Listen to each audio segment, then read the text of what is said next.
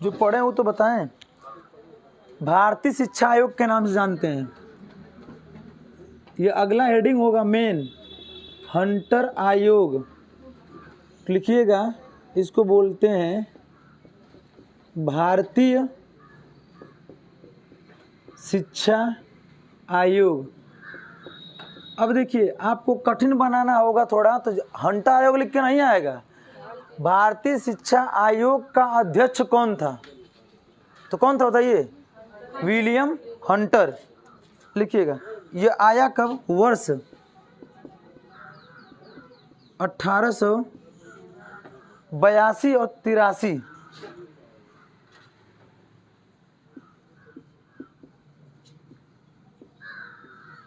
अर्थात इसका मतलब हो गया कि रिपोर्ट बनाई गई। कब रिपोर्ट बनाई गई? अनुमति मिलने के बाद 1882 में बनाई गई। और रिपोर्ट पेश कब की गई? रिपोर्ट पेश की गई 1883 में। एक पूरा सत्र लग गया, इसीलिए 1882-83 कहा जाता है। हाँ, अंतर आयोग की स्थापना डायरेक्ट पूछा जाए तो आप क्या बताएंगे?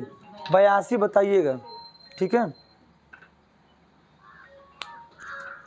अध्यक्ष लिख लीजिएगा, अध्यक्ष विलियम हंटर। William Hunter.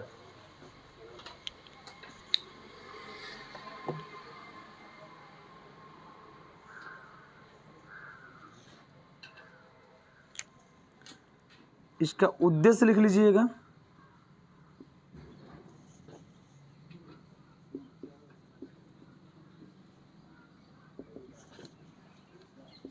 केवल प्राथमिक शिक्षा हेतु आयोग। इस आयोग का मुख्य उद्देश्य क्या था? केवल प्राथमिक शिक्षा, मतलब उच्च की बात नहीं करता था। हंटर आयोग कहा कि उच्च की बात लेके और पहले डरवाइए मत लोगों को, क्या करिए? केवल प्राथमिक शिक्षा आयोग बनाया। कहा कि कम से कम आप सभी लोग शिक्षित हो जाइए। जब सब लोग होंगे तभी तो पता चलेगा कि किसके अंदर कौन सी प्रतिभा है। ये थोड़ा क्या आपको कहेंगे वो शिक्षा लेना है और उससे बच्चे क्या हो जाते थे?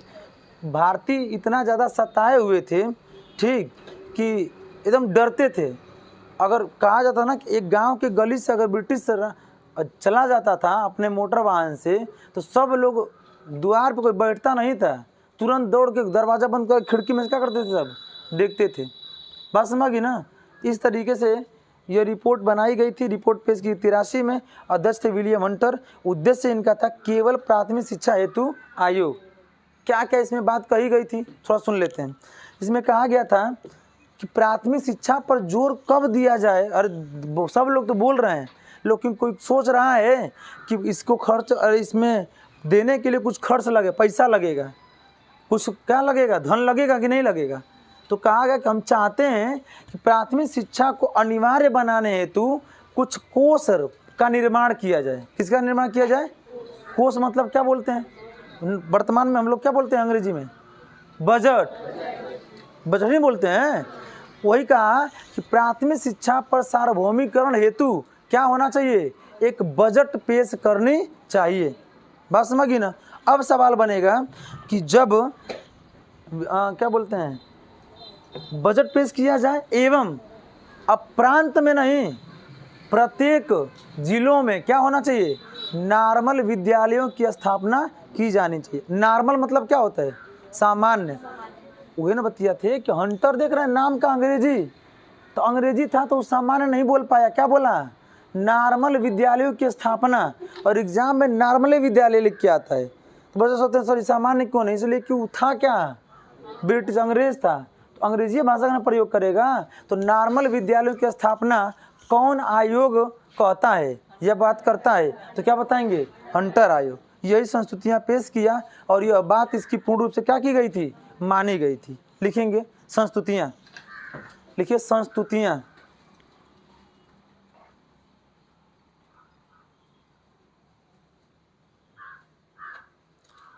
एग्ज़ाम में तो सवाल आपका बता दिए, यही है आपके सुपर टेट के एग्ज़ाम में, यही सवाल आएगा, कोई एक आए। ठीक, यह जो बता रहे हैं थोड़ा सा जान जाएं कि वास्तव में यह बात कही क्या गई थी। इसलिए कि हो सकता है कि संस्तुतियाँ भी लिखा हुआ आपके सिलेबस में, आयोग एवं संस्तुतियाँ से भी सवाल क्या कर सकता है, बन सकता है। लिखिएगा पहला पॉइंट, प्राथमिक शिक्षा कोष का निर्माण।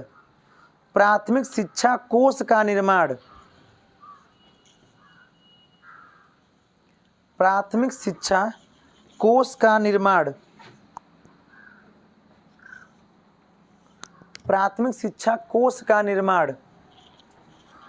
जिसको कोष का मीनिंग नहीं समझ में आ रहा होगा, निर्माण के आगे क्वेश्चन में लिख लीजिएगा बजट पेश करना।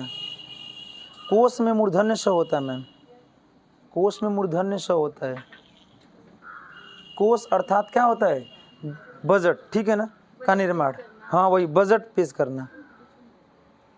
देखते होंगे ना हर समय तो नहीं कहा जाता है कि इस बार का बजट पास हुआ है तो शिक्षा पर इतना इन्वेस्ट किया जाएगा, ऐसा होता है ना, वही होता है वहाँ पर। तो देखिए इसीलिए आगे पढ़ाएंगे भी आपको, जब अरे क्या बोलते हैं कार्यक्रम बताएंगे, तो कार्यक्रम में आपको देखे होंगे पहले नाम था जो बच्चों को विद्यालयों में भोजन उपलब्ध करा, उसका नाम क्या था पहले, MDM था। जबकि वर्तमान में क्या हो चुका है, PM पोषण योजना।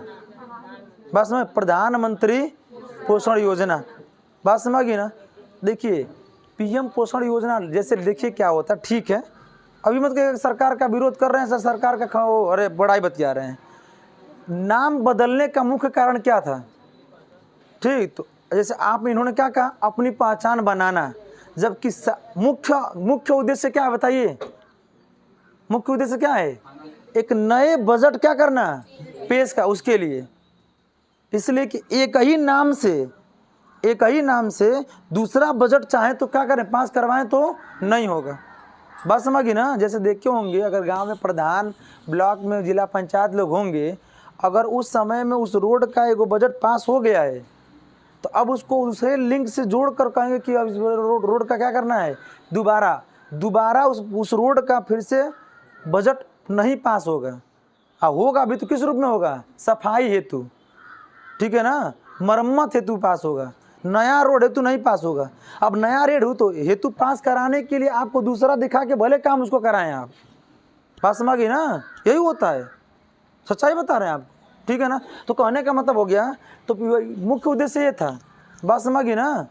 अब वो अलग बात है कि जो विपक्षी दल होता है सीधे क्या बोलेगा बताइए, कि आपन नाम जनावे खातिर PM पोषण योजना कर दिए हैं, ठीक है ना। तो ऐसा ठीक है, मान लीजिए बात सही है।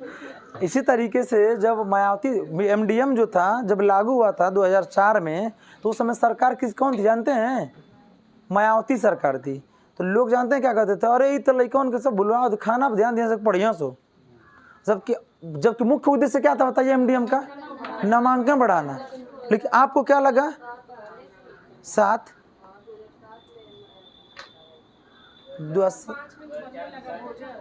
2004 में अब बनने की बात हुई थी ना। अरे ये लागू तो आपको 95 से है, ठीक, लेकिन पका पकाया भोजन कब दिया जाने लगा था, 4 में दिया जाने लगा था।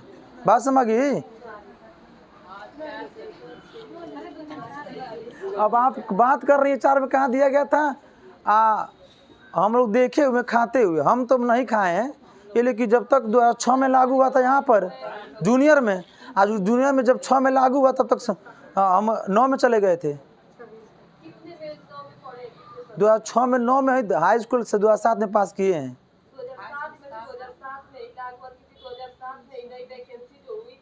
हाँ चलिए तब आप थोड़ा सा पढ़िए, ठीक, मैंने ये नहीं कह रहे हैं, सच्चाई बता रहे हैं आप। जूनियर में 2006 में लागू हो गया था मैम,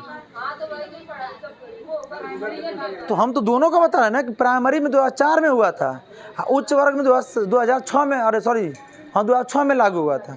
अब वही जब 2006 में लागू हुआ तो इसी समय भोजन पका पका क्या दिया है, 95 से लागू, तो हम लोगों को जानते हैं क्या दिया जाता था, वही पोषण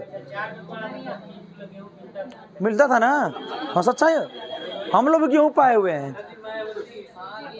तो वही ना कह रहे हैं भाई। अरे अच्छा ये बताइए 11 में जब आपका टेट लागू हुआ तो कौन लागू किया था, मायावती सरकार, उन्हीं ने लागू किया था, ठीक है ना। तो उन्होंने क्या दिया था, तो लॉरेंस शायद इतना कंफर्म है कि उस समय मायावती सरकार थी, ठीक है ना। तो लोग कहते थे, जानते हैं क्या कहते थे, कि वो तो खाना खिलाने के लिए कर रही है, जबकि सब मुख्य उद्देश्य कुछ और होता है, नामांकन बढ़ाना था। और एग्जाम में आएगा तो कभी ये मत लिख दीजिए पौष्टिक भोजन उपलब्ध कराना, ऑप्शन में रहेगा अभी बाबू, जान लीजिए। एमडीएम का मुख्य उद्देश्य क्या था, पहला ऑप्शन लिखा होगा पौष्टिक भोजन उपलब्ध कराना। तो बता रहे हैं आपको, चाहे वह कितना भी गरीब क्यों ना हो, कोई माता पिता अपने बच्चे को भरसक प्रयास करता है कि मैं अच्छा से अच्छा भोजन क्या दूं, दिलाऊं से, ठीक। तो नामांकन बढ़ाना था, लिखिएगा संस्तुतियां में।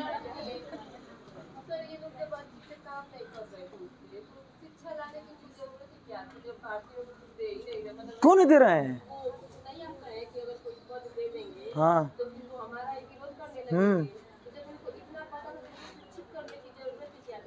इसलिए कि जौन हमन का राजशाही वाला काम है, उसमें नौकर रखने के लिए कुछ दिमाग भी लगाना पड़ेगा। सब गोबर थे, बात समझ गई। तो उनको कहा गया कि कुछ ऐसा शिक्षित कर दिया जाए कि हमारे कार्यों में भी थोड़ा मोड़ा क्या करने लगे, मदद देने, हमारा सलाहकार बन जाए। हम बोलें तो वो लिखे, बात समझ गई ना। हम कहें तो कार्य करे, मैं अगर अंग्रेजी में बोल दूं तो क्या करे, समझ के कार्य कर दे। एकदम गधा होता था तो उसको कहता था कुछ और, कर देता था कुछ और, बात समझ गई ना, ठीक। इसीलिए उनको शिक्षित करने की बात नहीं कहते हैं कि बस अपना काम निकालने के लिए, हाँ, इसीलिए वो करने की बात कही गई थी। लिखिएगा संस्तुतियाँ, लिखिए। प्राथमिक शिक्षा में लिख लिए, दूसरा पॉइंट लिखिएगा। प्राथमिक शिक्षा मातृभाषा में प्रदान की जाए, प्राथमिक शिक्षा मातृभाषा में प्रदान की जाए एवं अंग्रेजी वैकल्पिक विषय का हिस्सा हो। प्राथमिक शिक्षा मातृभाषा में प्रदान की जाए एवं अंग्रेजी वैकल्पिक विषय के रूप में, एवं अंग्रेजी वैकल्पिक विषय के रूप में, वैकल्पिक विषय के रूप में रखा जाए या जोड़ा जाए, रखा जाए या जोड़ा जाए। अब देखिए, एक तरफ क्या कर रहे हैं कि मातृभाषा में, और दूसरा तरफ अंग्रेजी को वैकल्पिक रख रहे हैं। जैसे आपको देखे होंगे, जब आप बीए किए होंगे, बीएससी किए होंगे, तो हर महाविद्यालय में एनसीसी भले ना हो लेकिन एनएसएस होता है। यह आपका उच्च शिक्षा में एक नया आयाम, आपके अंदर सामाजिकता का विकास करने एवं स्वयं से किसी कार्य को करने की दृढ़ता को बताने या सिखाने का कार्य क्या करता है। इसका फुल फॉर्म जानते हैं क्या होता है? नेशनल सर्विस स्कीम होता है ना, राष्ट्रीय सेवा योजना बोला जाता है। किसमें से कोई ज़रूर किया होगा, कोई नहीं किया है, ठीक, किए होंगे। तो एनएसएस करने का मकसद ये होता है, देखे होंगे जब भी कोई आप, जैसे आप पुलिस में कहीं और ऐसे क्षेत्रों में फॉर्म भरते हैं ना, तो 2% की क्या मिलेगी, इसमें छूट मिलेगी आपको, बस शिक्षा विभाग छोड़ के। मतलब मास्टर बनेंगे तो एनएसएस कोई रोल नहीं होगा, लेकिन अगर आप फोर्स विभाग में कोई भी ज्वाइनिंग लेते हैं और एनएसएस की सर्टिफिकेट लगाते हैं तो कम परसेंट, 2% छूट मिल जाएगा।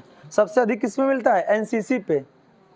एनसीसी में भी अलग अलग सर्टिफिकेट होती है, एक होती है बी सर्टिफिकेट, एक होती है सी सर्टिफिकेट। जिसका बी बना हुआ है, समझिए उसकी नौकरी क्या है, अगर मेहनत किया है थोड़ा तो क्या कर लेगा, वो रखी हुई है, तो बस उसको क्या करना होगा, दौड़ना होगा। और जहाँ दौड़ के निकाल लिया आर्मी या कोई भी, तो तुरंत उसका क्या हो जाएगा, सिलेक्शन, बिना एग्ज़ाम दिए।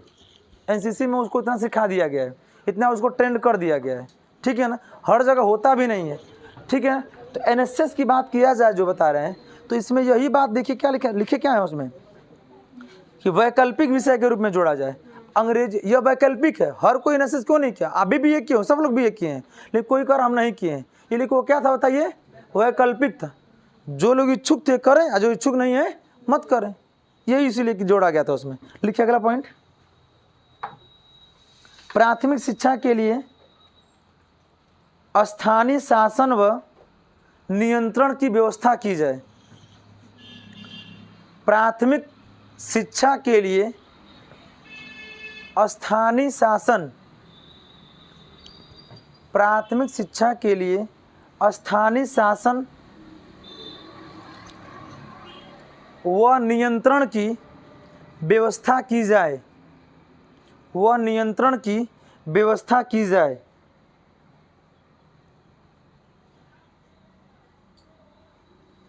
अगला और अंतिम पॉइंट लिखिएगा, नॉर्मल, क्वेश्चन में लिख लीजिएगा सामान्य, नॉर्मल, क्वेश्चन में लिखिएगा सामान्य। हम बल लिखवा दे रहे हैं, लेकिन एग्जाम में आएगा क्या, नॉर्मल ही लिख के आएगा।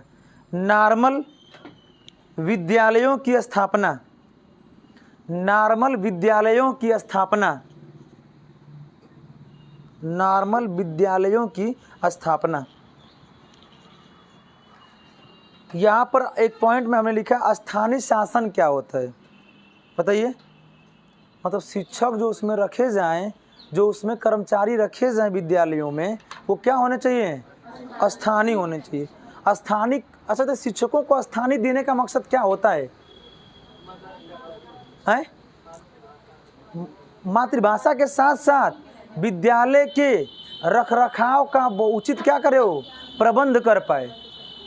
अगर आपकी ड्यूटी लग गई है ऐसे तराई क्षेत्रों में जहाँ पे आप जाते हो, वहाँ कोई जानता नहीं है, और वहाँ पर आप किसी सामान को, किसी सुविधा को लागू करना चाहते हैं, तो आपको कोई सहयोग करेगा? लेकिन आपके क्षेत्र में रहेगा तो आप जानते रहेंगे, तो आप जाएंगे अभिभावकों के पास, तो अभिभावक फुल क्या करेगा, सपोर्ट करेगा। मैं बता दूं, पहले विद्यालयों, प्राथमिक विद्यालय में चार दीवारी नहीं हुआ करती थी, नहीं ना होती थी। तुम जिस विद्यालय हम लोग पढ़ते थे, उस विद्यालय में, अपने ही गाँव में विद्यालय था, उसमें गांव से छुट्टी के समय में टीचर लोग भी साथ में जाते थे। आप बांस कटवा के लेके आते थे, फड़वा के, और उसको वहाँ पर क्या घेराबंदी लगा करवाते थे। हम ही लोगों से हम लोग करते थे, कोई गड्ढा खोद रहा है, कोई बांध रहा है, कोई करते थे। समझ की बात, इस समय करवा दें तुरंत, करो मलिका से बांस कटवाते हैं मास्टर साहब, हाँ चला जाएगा फोटो पे, ठीक है, वो हमारी व्यवस्था है। इसलिए कि सुविधा सरकार क्या कर रही है, चार दीवारी बना के दे रही है आपको, मुकम्मल पूरा क्या दिया है, पूरा अरे भवन दे दिया आपको। पहले तो आपको वही जो देखेंगे, जब आपको ऑपरेशन ब्लैक बोर्ड पढ़ेंगे आपको संस्था में, OBB ऑपरेशन ब्लैक बोर्ड, उसमें देखे थे सभी विद्यालयों का स्ट्रक्चर कैसा था, 2 कमरे, 1 बरामदा, 1 कार्यालय। प्राइमरी स्कूल देखें सब लोग, पुराना वाला जितना देखेंगे सब में यही पैटर्न है, 2 कमरे, 1 बरामदा और 1 क्या है, कार्यालय। बात समझिए ना, यही था ऑपरेशन ब्लैक बोर्ड का कम से कम भवन। अब तो उसमें भी नीचे टाइल्स और चार्ट पे बैठना होता था, अब क्या है, टाइल्स लगी, फैन लग गया है, टेबल कुर्सी मेज लग गया है। बात समझिए ना, सुविधा सरकार ऑलरेडी, अब टाइल्स नहीं लगा है, लगा हुआ है। वो अलग बात है कि जिस गांव के प्रधान और प्रधानाचार्य दोनों मिल गए हैं सब, तो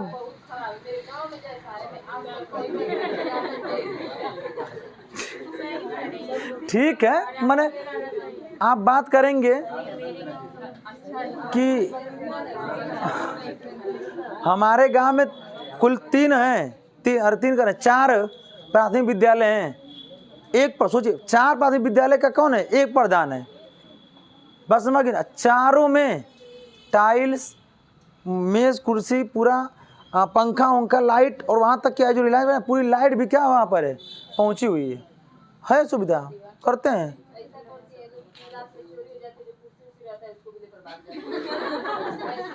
ठीक, चलिए, बस वही बात जैसे आपने कहा ना, गांव का व्यक्ति भी एक्टिव नहीं है, गांव के अभिभावक उसमें बच्चों को पढ़ाते नहीं हैं, पढ़ाते तो उसकी जिम्मेदारी क्या करते, समझते।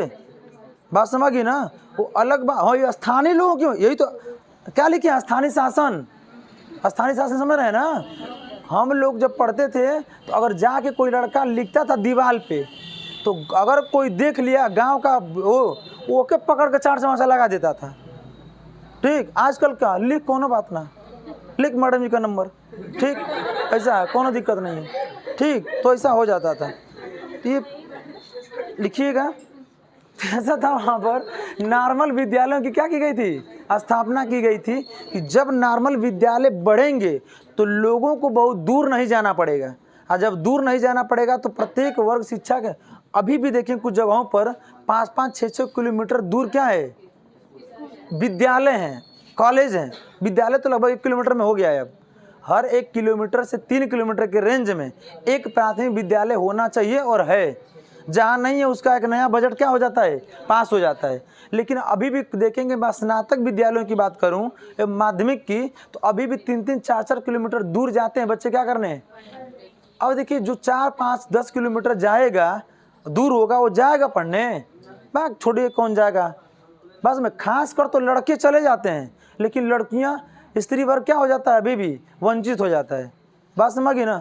लेकिन अब इतना हो गया है, इतनी व्यवस्थाएं बढ़ गई हैं इतने कि धीरे धीरे धीरे धीरे विद्यालयों की स्थापना होती जा रही है, जिससे हर वर्ग, हर क्षेत्र और हर जगह के लोग क्या कर रहे हैं, पढ़ाई कर रहे हैं। ठीक है ना। जिसमें से भी कुछ वर्ग ऐसे हैं जो अभी पढ़ाई के लिए प्रेरित नहीं करते हैं। ठीक। और देखिए साक्षरता का जबकि प्राविधान क्या है पता है, बताइए। साक्षरता, अगर आप साक्षर हैं, इसका क्या प्रमाण है।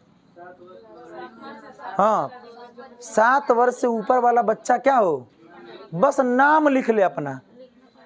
ठीक। जरूरी नहीं कि पढ़ना जाने, जान लीजिए ये कंडीशन है।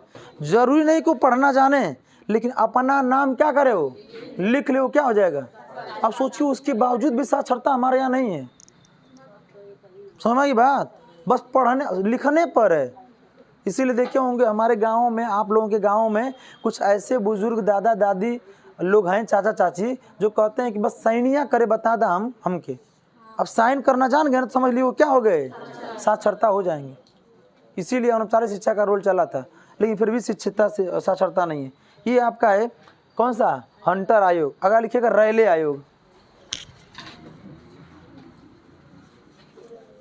रैले आयोग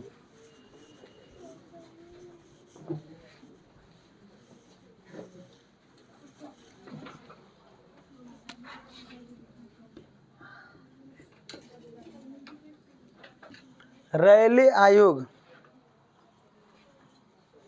रैले आयोग का वर्ष लिखिएगा 1902। 1902 में रैले आयोग की स्थापना की गई थी। अध्यक्ष कौन है, वही है रैले, अध्यक्ष रैले। उस समय जो वायसराय थे कौन थे, हाँ वायसराय उस समय थे लॉर्ड कर्जन। ठीक। लॉर्ड कर्जन की सहमति से इन्होंने एक पहला सम्मेलन किया था, कहाँ पर, शिमला में। ठीक। और शिमला में सम्मेलन करके रैले आयोग में यह बात रखी गई थी, और उसमें कहा गया था भारतीय शिक्षा का अधिकार अधिनियम के तहत विश्वविद्यालयों की स्थापना करने की बात सर्वप्रथम किसने कोशिश किया था, किसने, रैले आयोग। बात समझ। अगर सवाल बने कि प्रत्येक क्षेत्र क्या प्रांतों में विश्वविद्यालय की स्थापना किस आयोग ने अपनी रिपोर्ट पेश किया था, तो आप क्या बताएंगे।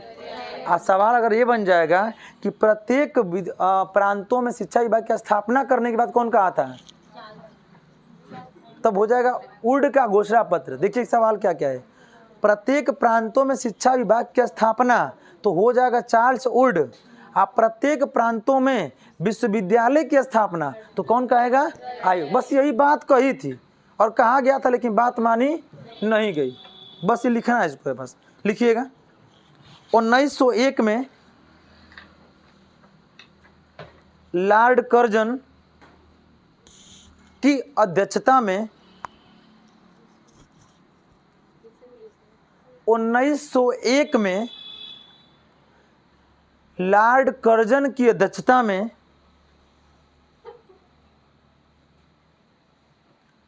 रैले ने शिमला सम्मेलन किया।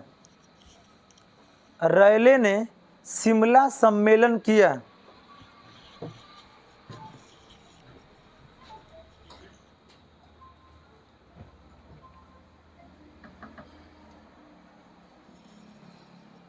सम्मेलन किया। अब कहें सर इस आयोग का इस सम्मेलन से क्या लेना देना है, इसलिए कि जब लॉर्ड कर्जन सम्मेलन में संबोधित कर रहे थे, तो उस समय में कौन कौन गए थे उनके साथ, रेले, लॉर्ड कर्जन बोलते बोलते अपने संभाषण में एक बात बोले कि हम चाहते हैं कि एक भारत को संप्रभुत्व बनाना चाहते हैं तो सबको क्या देना चाहिए, उच्च शिक्षा दी जानी चाहिए।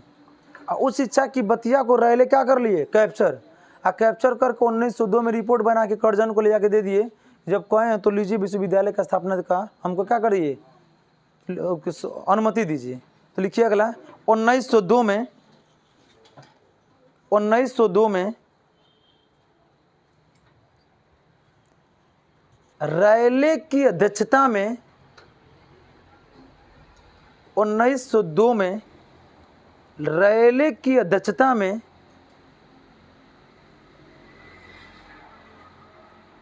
एक आयोग, रेले की अध्यक्षता में एक आयोग,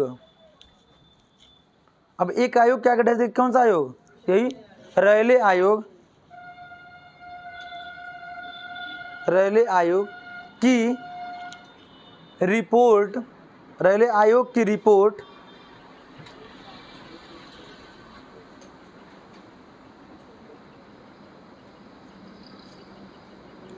कर्जन को सौंपी, रिपोर्ट कर्जन को सौंपी।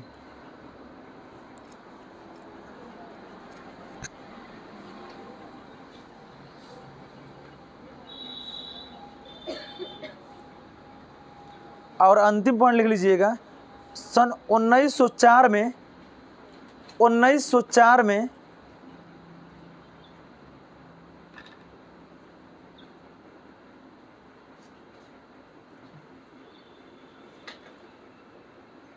भारतीय शिक्षा का अधिकार अधिनियम, 1904 में भारतीय शिक्षा का अधिकार अधिनियम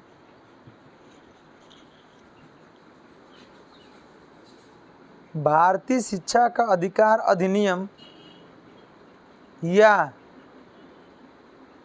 भारतीय विश्वविद्यालय अधिनियम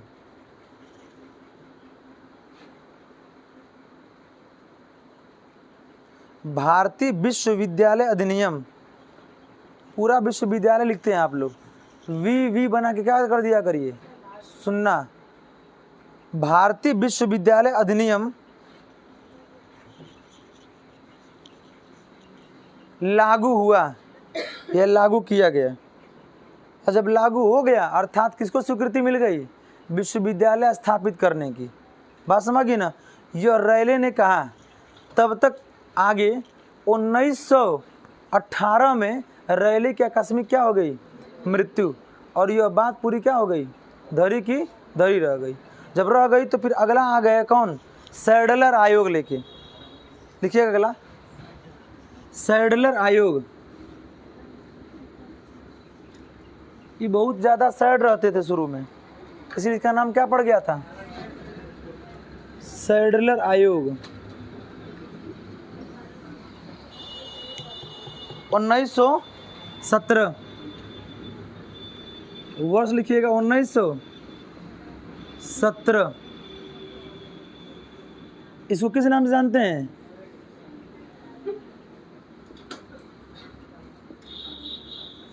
सैडलर आयोग को कलकत्ता विश्वविद्यालय आयोग के नाम से जाना जाता है, विश्वविद्यालय आयोग।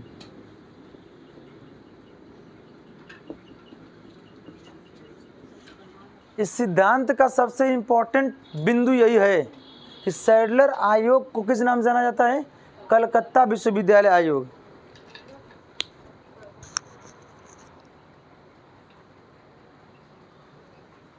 ठीक, उद्देश्य बस लिखिएगा,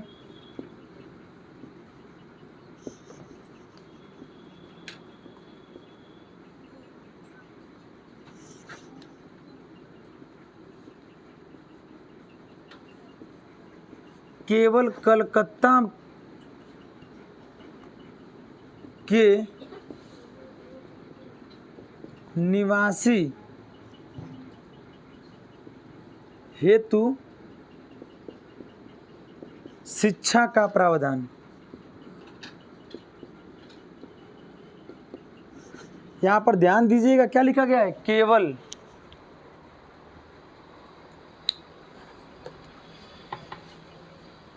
सैडलर आयोग 1917 में आया, जिसको हम कलकत्ता विश्वविद्यालय आयोग के नाम से जानते हैं। इसका उद्देश्य सैडलर का यही था कि केवल कलकत्ता के निवासी हेतु क्या दिया जाए, शिक्षा देने की बात कही गई थी। अब देखिए कलकत्ता किस प्रांत में पड़ता है? कलकत्ता वही पश्चिम बंगाल प्रांत वही ना हुआ। अब बंगाल में देसी भाषा क्या है? बंगाली। बात समझी ना। और यह शिक्षा कहते थे कि प्राथमिक शिक्षा किसमें दिया जाना चाहिए? मातृभाषा। तो वहाँ पर मातृभाषा क्या है? बंगाली में दिया जाने की बात कही गई थी। बात समझी ना। बस यही सवाल बनेगा आपके एग्जाम में। सैडलर आयोग कब आया था? 1917 में। किस नाम से? कलकत्ता विश्वविद्यालय आयोग। यह क्या मतलब इसकी क्या मुख्य उद्देश्य था? केवल कलकत्ता के निवासी हेतु शिक्षा, अर्थात कलकत्ता के निवास में रहने वालों के मातृ हेतु शिक्षा, मातृभाषा में। और वहाँ की मातृभाषा क्या है? बंगाली। ठीक है ना। बंगाली में देने की बात कही गई थी। साइड में कहीं लिख भी लीजिएगा कि बंगाली में शिक्षा देने की बात कही गई थी। ठीक है। देख रहे हैं क्या हुआ? अब धीरे धीरे जो भारतीय संस्कृति के आधार पर संस्कृत और अंग्रेजी था, अब हर प्रांत अपने अपने आधार पर मातृभाषा में शिक्षा देने की बात क्या करने लगा? आगे बढ़ाने लगा। यही होता है सिस्टम। अगर लिखिएगा, ये अभी सवाल देखिए, अभी रीट वाला एग्जाम हुआ तो उसमें पूछा गया था, हर्टांग समिति। अगर लिखिएगा, मिटा दूं?